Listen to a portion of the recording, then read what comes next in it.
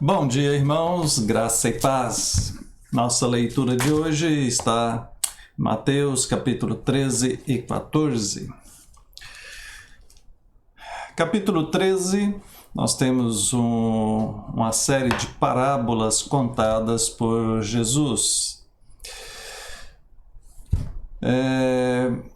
Muitas coisas, verso 3, muitas coisas lhes falou por parábolas. E dizia: eis que o semeador saiu a semear. Então temos a parábola do semeador, a primeira aqui. E ao semear, uma parte caiu à beira do caminho, e vindo as aves a comeram, outra parte caiu sobre solo rochoso, onde a terra era pouca, e logo nasceu, visto não ser profunda a terra. Saindo, porém, o sol a queimou, e porque não tinha raiz, secou-se. Outra caiu entre os espinhos cresceram e sufocaram. Outra, enfim, caiu em boa terra e deu fruto. Os discípulos se aproximam de Jesus depois e pedem para ele explicar, porque eles não entendiam. E boa parte das pessoas não entendiam as parábolas de Jesus. E então, a partir do verso 10, nós temos a explicação, mais precisamente a partir do verso 19. A todos que ouvem a palavra do reino e não o compreendem, vem o maligno e arrebata o que lhes foi semeado no coração. Este é o que foi semeado à beira do caminho. E temos muitas pessoas desta forma.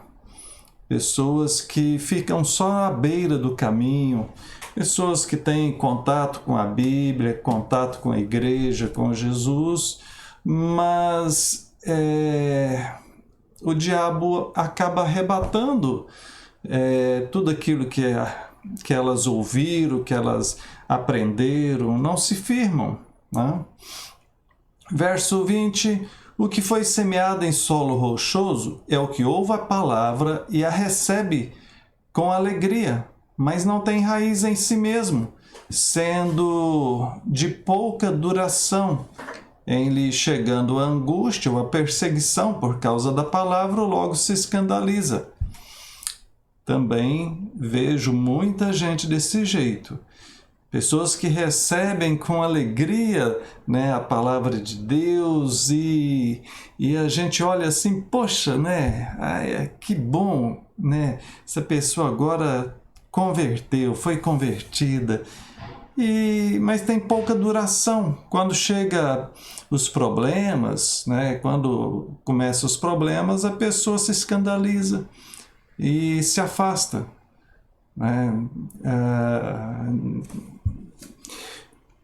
Depois, verso 22, o que foi semeado entre espinhos é o que ouve a palavra, porém os cuidados do mundo e a fascinação das riquezas sufocam a palavra e fica infrutífero.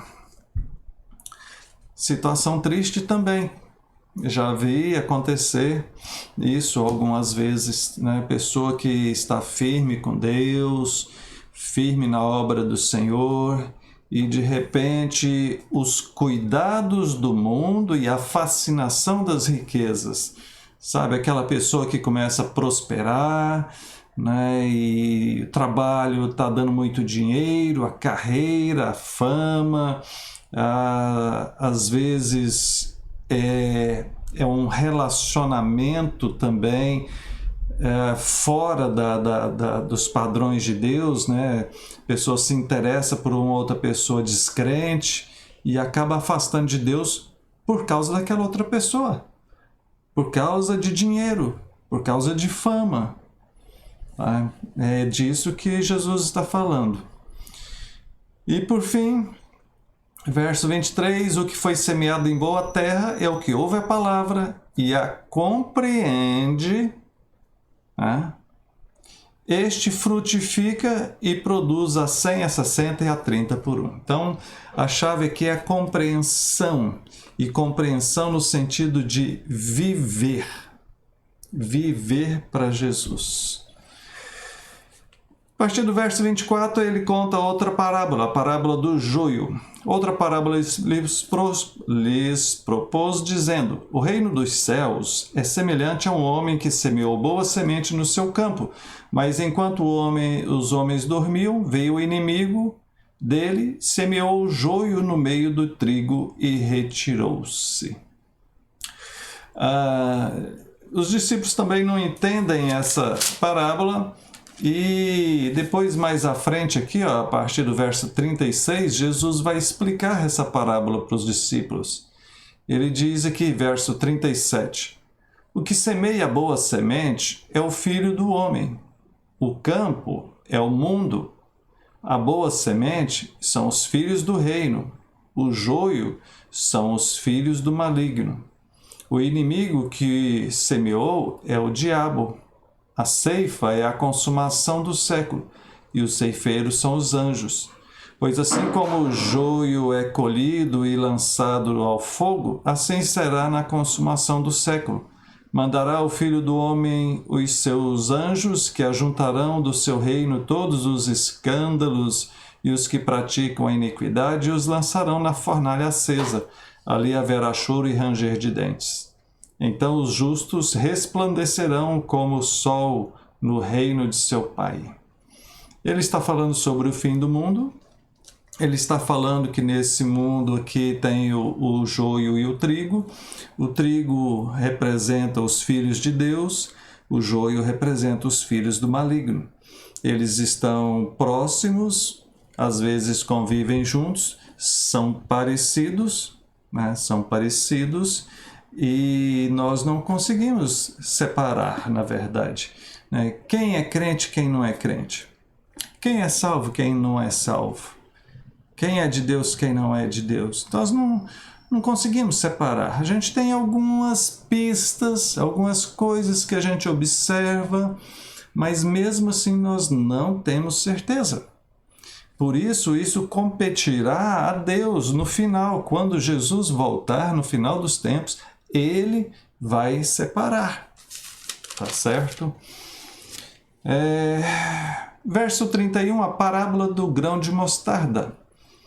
Outra parábola lhes propôs, dizendo: o reino dos céus é semelhante a um grão de mostarda, que um homem tomou e plantou no seu campo, o qual é, na verdade, menor de todas as sementes, e crescida é maior do que as hortaliças e se faz árvore, de modo que as aves do céu vêm aninhar.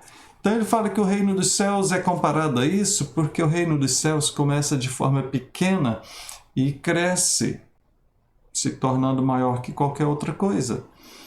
Jesus veio e iniciou a sua igreja, e a sua igreja expandiu pelo mundo todo. Verso 33, a parábola do fermento. O reino dos céus é semelhante ao fermento que uma mulher tomou e escondeu em 3 medidas de farinha até ficar tudo levedado. Da mesma forma, essa parábola fala sobre o crescimento do reino. Você coloca o fermento e aquilo leveda toda a massa, né? Aquilo se espalha tudo.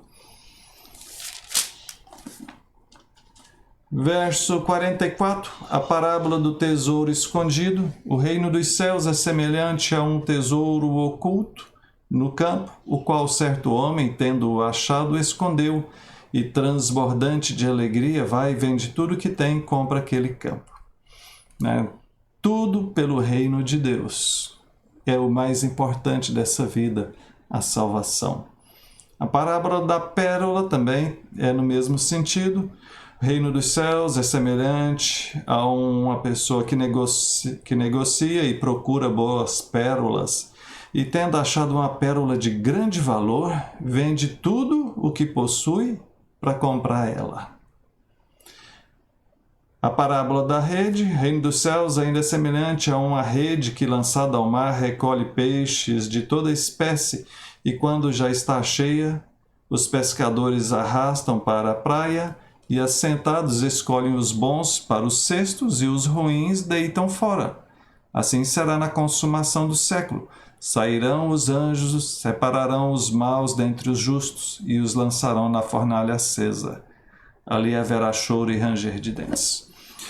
Observa, né, que então nós temos aqui a parábola no capítulo 13 do semeador, do joio e do trigo, do grão de mostarda, do fermento, do tesouro escondido, da pérola e da rede. Todas essas parábolas falam sobre viver o reino de Deus aqui na terra, né, e da volta de Jesus, a consumação, né, quando ele irá separar os salvos dos não salvos. Entramos no capítulo 14 e nos narra sobre a morte de João Batista. Verso 6, tendo chegado o dia do aniversário de Herodes, dançou a filha de Herodias diante de todos e agradou a Herodes, pelo que prometeu com juramento dar-lhe o que pedisse. Então ela, instigada por sua mãe, disse: dá-me aqui num prato a cabeça de João Batista. Tantas coisas que ela podia pedir, pediu a morte de João Batista. E ele atende, porque havia prometido dar o que ela pedisse, né? Verso 13, a primeira multiplicação de pães e peixes. Verso 14 diz que Jesus viu uma grande multidão, compadeceu-se dela, curou seus enfermos, e quando já estava de tarde, os discípulos vieram para Jesus e falaram: mestre, olha, o lugar aqui é deserto, não tem comida, né? Despede esse povo para que eles possam ir embora e buscar comida para eles. E Jesus fala: não, vocês mesmos deem de comida para eles. Eles falam: mas como? Nós não temos, é muita gente. Nós temos aqui, cadê? 5 pães e 2 peixes, verso 17. Jesus pede para trazer e tomando os 5 pães e os 2 peixes, erguendo os olhos ao céu, os abençoou. Depois, partindo os pães, deu aos discípulos, e esses a multidão. Todos comeram e se fartaram, e dos pedaços que sobraram, recolheram ainda 12 cestos cheios. E os que comeram foram cerca de 5.000 homens, além de mulheres e crianças. Nós temos narrado 2 multiplicações de pães e peixes, essa é a primeira, e maravilhoso, né? Como que o Senhor realiza isso e nos dá a esperança, né, de que Ele tem sempre multiplicado na nossa vida, né? Eu digo por mim, o Senhor tem me sustentado todos os dias, miraculosamente me sustentado. Você pode dizer amém? Tem feito assim também com você? Deus tem te sustentado? Verso 22, Jesus anda sobre o mar. Depois que Jesus despediu aquelas multidões, verso 23, ele subiu para o monte a fim de orar sozinho. Na 5ª vigília da noite, já madrugada, né, Jesus vai ao encontro dos seus discípulos andando sobre o mar. Quando os discípulos veem aquilo, ficam apavorados, é um fantasma, estão com medos, tudo agitado ali, o mar agitado. Jesus fala: tenha um bom ânimo, não tema. Pedro, né? Pedro, afoito: mestre, se é o Senhor mesmo, manda eu ir ter contigo, andando sobre as águas. Ele queria andar sobre as águas também. Jesus fala: vem, pode vir. E ele começa a andar sobre as águas, e ali, indo em direção a Jesus, começa a olhar para o lado, fica com medo das ondas e começa a afundar. Jesus imediatamente pegou ele, né? Se fosse eu, tinha deixado tomar um pouquinho de água. Jesus é bom demais, né? Pega Pedro e os dois vão para dentro do barco, E aqui verso 31. Prontamente Jesus, estendendo a mão, tomou-o e lhe disse: Homem de pequena fé, por que duvidaste? Subindo ambos para o barco, cessou o vento. Amém. Com Jesus no barco, vai tudo bem, né? Já diz a musiquinha. Com Jesus no barco, vai tudo bem. Jesus entrou no barco e o vento cessou. Jesus na vida, queridos. Põe Jesus na sua vida, põe Jesus na sua família, na sua casa, no seu trabalho, no seu namoro, no seu casamento. Que tudo vai bem. Que Ele te abençoe. Vamos orar. Pai querido, louvado seja o Senhor. Graças te damos, Pai. Abençoa-nos. Seja presente na nossa vida, na nossa família e em tudo que fizermos, Pai. Em nome de Jesus. Amém. Grande abraço, queridos. Até mais.